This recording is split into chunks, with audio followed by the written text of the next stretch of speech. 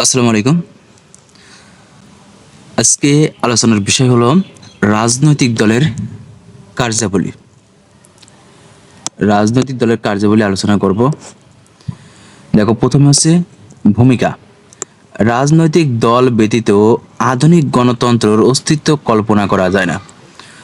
রাজনৈতিক দল ব্যতীত আধুনিক গণতন্ত্রের অস্তিত্ব কল্পনা করা যায় না। রাজনৈতিক দল কি? আগে রাজনৈতিক দল বলতে কি বোঝো এই বিষয়টা মাথায় আগে জানতে হবে। রাজনৈতিক দল হচ্ছে সেই সমস্ত দল যারা জনমত গঠনের মাধ্যমে একটা সুষ্ঠু নির্বাচনের মাধ্যমে সরকার গঠন করে ক্ষমতায় যায়, এরা হচ্ছে রাজনৈতিক দল। তাহলে এরা ক্ষমতায় যাবে কিভাবে? সেখানে গণতন্ত্র থাকতে হবে, জনগণের ভোট পেতে হবে। রাজনৈতিক দল ব্যবস্থা হচ্ছে আধুনিক গণতন্ত্রের প্রাণ। আধুনিক গণতন্ত্রের প্রাণ হচ্ছে রাজনৈতিক দল। রাজনৈতিক দল যদি না থাকতো সেখানে কিন্তু গণতন্ত্র কিন্তু থাকতো না। কারণ বর্তমান সময়ে বিশ্বের রাষ্ট্রগুলোর আয়তন বিশাল ও বিপুল জনগোষ্ঠী হওয়ায় কারণে জনগণের পক্ষে প্রত্যক্ষভাবে শাসন কার্য অংশগ্রহণ করা সম্ভব নয়। প্রত্যক্ষভাবে আর পরোক্ষভাবে। প্রত্যক্ষ বলতে যেটা আমরা ভোট দিয়ে একজনকে নির্বাচিত করতেছি, এটা কিন্তু আমরা প্রত্যক্ষ দিলাম, প্রত্যক্ষভাবে ভোট দিলাম। কিন্তু এই ভোটার অধিকার পেয়ে একজন নির্বাচিত হলো, সেই নির্বাচিত সদস্য প্রতিনিধিত্বের মাধ্যমে যে শাসন কার্য পরিচালনা হচ্ছে সেটা কিন্তু আমরা পরোক্ষভাবে কিন্তু শাসন কার্য পরিচালনা করতেছি, আমরা কিন্তু প্রত্যক্ষভাবে করতে পারতেছি না। ফলে জনগণ প্রতিনিধি নির্বাচনের মাধ্যমে পরোক্ষভাবে শাসন কার্যে অংশগ্রহণ করে। অর্থাৎ আমি যাকে নির্বাচিত করলাম সে যে শাসন ব্যবস্থা করতেছে সে তো আমার ভোট পেয়েই কিন্তু শাসন ব্যবস্থা করতেছে, অর্থাৎ আমি কিন্তু পরোক্ষভাবে শাসন কার্য পরিচালনা করতেছি। এমনকি আমরা যখন একতাবদ্ধ হয়ে সে তার বিরোধিতা করব সেক্ষেত্রে সে কিন্তু নিয়ন্ত্রিত হবে। দলীয় ভিত্তিতেই নির্বাচন কার্য সম্পূর্ণ হয়ে থাকে, দলীয় ভিত্তিতে। যেমন একটা রাষ্ট্রে কিন্তু বিভিন্ন দল থাকে, যেমন বাংলাদেশে বিএনপি, আওয়ামী লীগ, জামাত, বিভিন্ন ইসলামিক দল আছে। সে কারণে আধুনিক প্রতিনিধিত্বশীল গণতন্ত্রের মূল ভিত্তি হচ্ছে রাজনৈতিক দল। রাজনৈতিক দলের কার্যাবলীর মধ্যে 1 নম্বরে আছে নীতি নির্ধারণ ও কর্মসূচি। রাজনৈতিক দল প্রথম ও প্রধান কাজ হলো দলীয় নীতি ও কর্মসূচি প্রণয়ন করা। একটা দলের কিন্তু নীতিমালা আছে। যেমন যদি ইসলামী যে সমস্ত দল আছে এদের যদি নীতি নির্ধারণ বলে যে এদের প্রধান উদ্দেশ্য হচ্ছে যে আমরা সরকার গঠন করে আমরা বাংলাদেশে ইসলামী রাষ্ট্র হিসেবে ইসলাম প্রতিষ্ঠা করব, এটা কিন্তু তাদের নীতিমালা। এরকম প্রত্যেকটা দলের একটা নীতি নির্ধারণ আছে। দলীয় নীতিমালা কর্মসূচি একটি কার্য বিবরণী আকারে তৈরি হয়। সাধারণত দেশের সামাজিক, রাজনৈতিক, অর্থনৈতিক ও সাংস্কৃতিক সমস্যা সমাধানের ভিত্তিতে রাজনৈতিক দলগুলো নীতিমালা কর্মসূচি প্রণয়ন করে থাকে। অর্থাৎ তারা যে নীতিমালা গ্রহণ করে এতে সামাজিক, রাজনৈতিক, অর্থনৈতিক, সাংস্কৃতিক সব সমস্যা কি হয়? সমাধান হয়। প্রতিটি রাজনৈতিক দল বিশ্বাস করে যে তাদের নীতি কর্মসূচি সঠিক, তাদের নীতি কর্মসূচি অনুসারে বিভিন্ন সমস্যাগুলি সমাধান সম্ভব। যেমন ইসলামের আন্দোলন যে সমস্ত দল আছে এরা ভাবতেছে যদি কোরআনের রাষ্ট্র প্রতিষ্ঠা করা যায় তাহলে কোরআনের নিয়ম নীতি অনুযায়ী যদি এই রাষ্ট্র কর্মসূচি প্রণয়ন করে সেক্ষেত্রে কিন্তু এখানে অর্থনৈতিক বলো, রাজনৈতিক বলো, সাংস্কৃতিক সমস্ত সমস্যা কিন্তু দূরীভূত হবে। এরপরে 2 নম্বর আছে, দেখো, জনমত গঠন। 2 নম্বরে জনমত গঠন। রাজনৈতিক দলগুলো তাদের নীতি নির্ধারণ কর্মসূচির পক্ষে জনগণ গঠন করার চেষ্টা চালায়। অর্থাৎ একটা দল গঠন করলো, এবার কি করবে? সেই দলের নীতি অনুসারে কি করবে? যে নীতিমালা আছে সেই নীতিমালা অনুসারে কিন্তু জনগণকে আকর্ষিত করবে। সেটা কিভাবে হতে পারে? কোথাও বক্তৃতা দিয়ে এবং পোস্টার প্রচারের মাধ্যমে কিন্তু আমরা জনমত সৃষ্টি করতে পারি। যেমন নির্বাচনের সময় জনমত গঠন করে তারা কিন্তু পোস্টার দেয়, পোস্টার দিয়ে বিভিন্ন মার্কা দিয়ে কিন্তু তারা প্রচার মাধ্যম কিন্তু চালায়। এরপর 3 নম্বর প্রার্থী মনোনয়ন। নির্বাচনে প্রতিযোগিতা করার জন্য বিভিন্ন এলাকা থেকে দলীয় প্রার্থী মনোনয়ন রাজনৈতিক দলের অন্যতম কাজ। অর্থাৎ একটা রাজনৈতিক দল থেকে কি করবে? তারা একটা মনোনয়ন দেবে। অর্থাৎ যে ব্যক্তি সৎ, যোগ্য, শিক্ষিত, জনপ্রিয় হবে সেটা তাকে কি করে? দল কিন্তু মনোনয়ন দেয়। কারণ দল কিন্তু যার জনপ্রিয়তা নাই তাকে কিন্তু মনোনয়ন দেয় না, কারণ সেখানে একটা আসন থাকে, সেই আসন যদি সে লাভ না করতে পারে দেখা যাচ্ছে সে কিন্তু প্রধানমন্ত্রী বা সরকার গঠন করতে নাও পারে। নির্বাচনের পূর্বে রাজনৈতিক দলগুলো এই কাজ সম্পাদন করে থাকে। 4 নম্বর নির্বাচনী প্রচারণা। প্রার্থী মনোনয়ন হয়ে গেল, তাহলে একটা রাজনৈতিক দল গঠন হলো, একটা নীতিমালা দিল, এবার ওই নীতিমালা অনুযায়ী জনমত গঠন করলো, এরপরে প্রার্থী মনোনয়ন করলো। অর্থাৎ তোমরা সিরিয়াল বাই মনে রাখবা, প্রথমে একটা কি রাজনৈতিক দল গঠন করতেছে, তারপরে হচ্ছে একটা নীতিমালা দিচ্ছে, তারপরে হচ্ছে জনমত গঠন করতেছে, প্রার্থী মনোনয়ন দিচ্ছে, এবার কি করবে, প্রার্থী মনোনয়নের পরে নির্বাচন প্রচারণা চলবে। প্রার্থী মনোনয়নের পর রাজনৈতিক দলগুলো নিজ নিজ দলীয় কর্মসূচি ও নীতিমালা এবং তাদের প্রার্থীর সপক্ষে প্রচার কার্য চালায়। এখানে দলীয় যে সমস্ত নেতাবৃন্দরা আছে, একজনকে মনোনয়ন দিয়েছে, কিন্তু অনেকজন যে মনোনয়ন প্রার্থী ছিল তারা সহ ওই দলের তারা যে নীতিমালায় বিশ্বাসী করে, তারা কিন্তু কি করে, প্রচারণা চালায় সপক্ষে। এর ফলে নির্বাচক মণ্ডলী দেশের জন্য কোনো কর্মসূচি বা নীতি গ্রহণযোগ্য এবং কোন প্রার্থীকে ভোট দেওয়া উচিত তা সহজে এবং সঠিকভাবে নির্ধারণ করতে পারে। যে প্রচার মাধ্যম চালাচ্ছে, এর মাধ্যমে কিন্তু তারা কিন্তু জানতে পারে সেই ব্যক্তি সৎ, যোগ্যতা এবং শিক্ষিত কিরকম, সেই বিষয়ে কিন্তু সবাই জানতে পারে তখন। 5 নম্বর সরকার গঠন। তাহলে এবার নির্বাচন প্রচারণা হলো, ভোট হয়ে গেল, এবার কি করবে, সরকার গঠন করবে।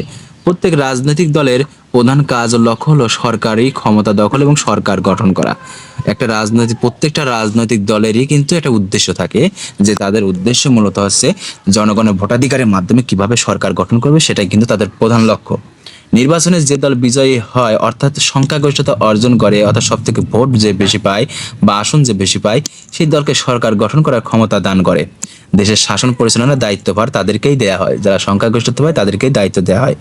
সরকার গঠন করার আগে দল জনগণের নিকট যেসব প্রতিশ্রুতি প্রদান করে, অর্থাৎ ইস্তেহার দেয়, সরকার নির্বাচনের আগে, অর্থাৎ সরকার গঠনের আগে বা নির্বাচনের সময় কিন্তু তারা ইস্তেহার দেয় যে তোমরা আমাদের এই ভোট দেও, তোমাদের যে ভোটাধিকার, এই ভোট আমাদের প্রদান করলে পারে আমরা সরকার যদি হতে পারে, তাহলে তোমাদের জন্য এইসব বিষয় উন্নয়ন করবো, শিক্ষা বিষয়ক বা এখানে কলেজ করবো বা ব্রিজ করবো, বিভিন্নভাবে তারা প্রতিশ্রুতি দেয়।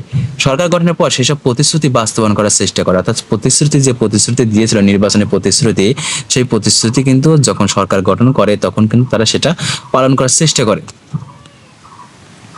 এরপরে 6 নম্বর বিরোধী ভূমিকা পালন। গণতন্ত্রে বিরোধী দলের ভূমিকা খুবই গুরুত্বপূর্ণ। বিরোধী দলগুলো সরকারের ভুল ত্রুটি এবং সরকারি গণবিরোধী কাজসমূহ জনগণের সামনে তুলে ধরে। অর্থাৎ একটা রাজনৈতিক দল তো সরকার গঠন করেছে, কিন্তু পারিপার্শ্বিক যে সমস্ত রাজনৈতিক দল থাকে এরা বিরোধী ভূমিকা পালন করে, অর্থাৎ বিরোধী দলের ভূমিকা পালন করে। এরপরে বিরোধী দলগুলো যেমন জনমতের সমর্থন লাভ করতে সক্ষম হয়, তেমনি সরকারি দল জনসমর্থন লাভের জন্য জনকল্যাণমূলক কাজ করে থাকে। অর্থাৎ যখন সরকার ভুল ত্রুটি করে, তখন বিরোধী সরকার কিন্তু তাদের বিরুদ্ধে কিন্তু বিভিন্ন কথাবার্তা বলে। এক্ষেত্রে কিন্তু সরকারি দল কি হয়ে যায়, নিজেকে শুধরে নিয়ে আবার জনসমর্থনের জন্য কিন্তু সেই কাজগুলো কিন্তু করে। এরপরে 7 নম্বর রাজনৈতিক শিক্ষা প্রসার। রাজনৈতিক দল দেশের সাধারণ নাগরিকদের মধ্যে রাজনৈতিক চেতনার বিকাশ ঘটানোর ক্ষেত্রে গুরুত্বপূর্ণ ভূমিকা পালন করে। ভোটারগণ স্বভাবতই রাজনৈতিক ক্রিয়াকলাপ, নির্বাচন প্রক্রিয়া প্রভৃতি সম্পর্কে জ্ঞাত থাকে, ফলে অনেক সময় তারা যোগ্য প্রার্থী নির্বাচনে ব্যর্থ হয়। এখন হচ্ছে যখন যে নির্বাচনের সময় আসে, তখন কিন্তু দেখা যাচ্ছে নতুন নতুন মানুষের উদ্ভব হয়, বিভিন্ন মার্কা নিয়ে দাঁড়ায়, কিন্তু সেসব ব্যক্তিকে কিন্তু আমরা অনেকেই চিনি না।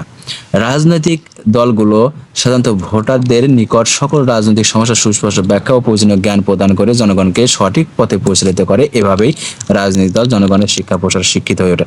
অর্থাৎ যখন তারা যে নির্বাচনে দ্বারা আছে, এক্ষেত্রে কিন্তু আমরা তাদের সম্পর্কে পূর্ণ জ্ঞাত থাকি না। এক্ষেত্রে আমরা দেখা যাচ্ছে বিভিন্ন ব্যক্তির কাছ থেকে বা পরিচিত রাজনৈতিক নেতাবৃন্দদের কাছ থেকে আমরা কিন্তু সেই ব্যক্তি সম্পর্কে কিন্তু ধারণা পাই, এবং তারা যে বক্তৃতা দেয় বা বিভিন্ন সভা সমাবেশ করে বেড়ায়। এরপরে দেখো জনগণের প্রতিনিধিত্ব। আধুনিক গণতন্ত্র প্রতিনিধিত্বমূলক গণতন্ত্র।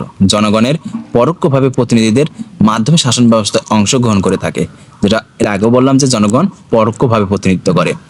রাজনৈতিক দলগুলো নিজেদের কর্মসূচি নিয়ে জনগণের সামনে উপস্থিত হয়, এবং যে দল নির্বাচনে জয় হয়, সংখ্যাগরিষ্ঠতা অর্জন করে, সেই দল দেশ শাসন করে। এভাবে রাজনৈতিক দলগুলো দেশ শাসনে জনগণের প্রতিনিধিত্ব করে, অর্থাৎ জনগণই সর্বময় ক্ষমতার অধিকারী, জনগণই গণতান্ত্রিকমূলক রাষ্ট্রে কিন্তু শাসন ব্যবস্থা পরিচালনা করে, যেটা পরোক্ষভাবে তাদের নির্বাচনী প্রতিনিধিত্বের দ্বারা মাধ্যমে। 9 নম্বর স্বৈরাচারী তৎপরতা প্রতিরোধ।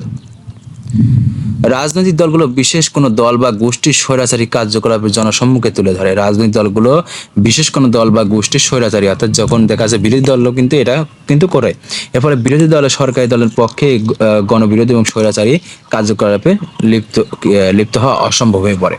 অর্থাৎ বিভিন্ন রাজনৈতিক দল সরকারের কার্যাবলী নিয়ে আলোচনা করে, সমালোচনা করে, এক্ষেত্রেই সরকারি দল কিন্তু স্বৈরাচারী হতে পারে না।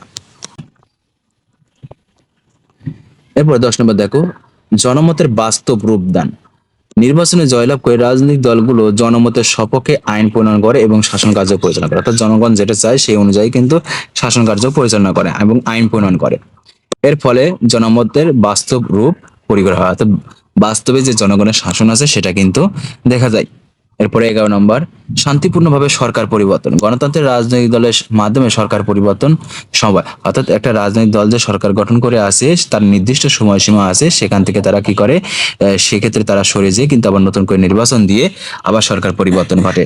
গণতন্ত্রে বিরোধী দল বিকল্প সরকার, কেননা নির্বাচনে জয়লাভ করে বিরোধী দল ক্ষমতা লাভের বা সরকার গঠনের সুযোগ পায়, ফলে বিপ্লব অভ্যুত্থান ঘটিয়ে সরকারকে উচ্ছেদ করার প্রয়োজন হয় না। এরপরে আছে 12 নম্বর, জাতীয় ঐক্যবোধ সৃষ্টি। উদারনৈতিক গণতন্ত্রের রাজনৈতিক দলগুলো বৃহত্তর জাতীয় স্বার্থের ভিত্তিতে দলীয় নীতি কর্মসূচি পরিচালনা করে। এখানে বলছে উদারনৈতিক গণতন্ত্রের রাজনৈতিক দলগুলো বৃহত্তর জাতীয় স্বার্থ, অর্থাৎ দেশের যে মানুষ আছে মানুষের স্বার্থে কিন্তু তারা যদি কাজ করে, তাদের যে নীতি কর্মসূচি প্রণয়ন করে, এক্ষেত্রে কিন্তু তারা জয়লাভ করে এবং এই জাতীয় ঐক্য সৃষ্টি করে, ফলে ধর্ম বর্ণ জাতিগত সংকীর্ণ স্বার্থ ও মনোবৃত্তি গড়ে উঠতে পারে না। এরপরে আছে 13 নম্বর, সমস্যা নির্বাচন। রাষ্ট্রের সকল প্রকার সমস্যা এবং তার সমাধান করা রাজনৈতিক দলগুলোর অন্যতম কাজ। রাষ্ট্রের সকল প্রকার সমস্যা নির্ধারণ এবং সমাধান করা রাজনৈতিক দলের কাজ, অর্থাৎ যে রাজনৈতিক দল ক্ষমতায় এসেছে সেই রাজনৈতিক দল আগে কি করবে, যে এই রাষ্ট্রের সমস্যাগুলিকে আগে কি করবে, খুঁজে বের করবে এবং সেগুলো আস্তে আস্তে কি করবে, সমাধান করার চেষ্টা করবে। আধুনিক রাষ্ট্রগুলো আয়তনে বিশাল, জনসংখ্যায় তেমন বিপুল।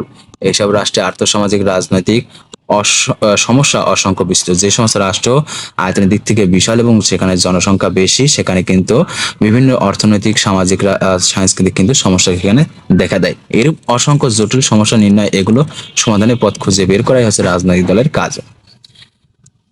উপযুক্ত আলোচনার পরিপ্রেক্ষিতে এই কথা বলা যায় যে উল্লেখিত কার্যাবলী থেকে গণতান্ত্রিক রাষ্ট্রের রাজনৈতিক দলের গুরুত্ব প্রয়োজনীয়তা উপলব্ধি করা যায়। এই কারণে রাজনৈতিক লর্ড ব্রাইস মন্তব্য করেছেন, গণতন্ত্রের রাজনৈতিক দলের প্রয়োজনীয়তা অনস্বীকার্য। প্রত্যেক বৃহৎ স্বাধীন রাষ্ট্র তাদের অস্তিত্ব অবিসম্ভাবী। এবং পরবর্তী প্রশ্নের ক্লাসের জন্য তোমরা অবশ্যই চ্যানেলটি সাবস্ক্রাইব করে পাঠাতে হবে। সবাই ভালো থেকো, আল্লাহ হাফেজ।